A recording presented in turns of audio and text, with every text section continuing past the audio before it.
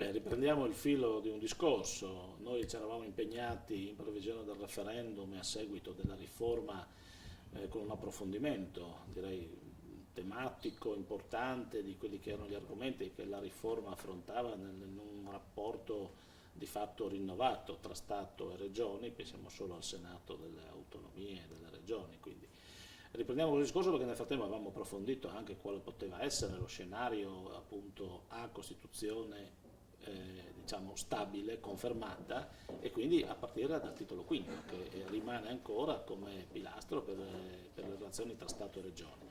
e chiedendo e valutando quello che è di fatto una piena attuazione di questo e anche un rinnovato modello di relazioni ovviamente ispirato alla responsabilità, ispirato alla leale collaborazione, a concetti che la Corte Costituzionale anche recentemente ha di nuovo posto come centrali nel rapporto fra sistema Stato e Regioni.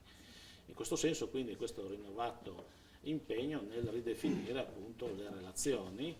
nel ribadire che il regionalismo nel nostro Paese è fondamentale per gestire le tematiche che si pongono nel nostro Paese e anche le opportunità di sviluppo per i territori diversi tra loro e anche con prospettive e opportunità diverse, ma soprattutto in un quadro più certo di relazioni, quindi vogliamo riscrivere quelli che sono gli statuti di autonomia proprio per la parte delle relazioni, era un lavoro che avevamo iniziato prima del referendum con la Commissione Brescia che noi intendiamo rilanciare e riportare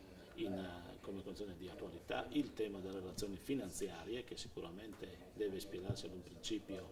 appunto di condivisione nella responsabilità della partecipazione ovviamente al risanamento del bilancio pubblico, dall'altro lato ad essere come autonomie speciali un riferimento anche per il regionalismo nuovo, quello che si annuncia se vogliamo anche con questo referendum che viene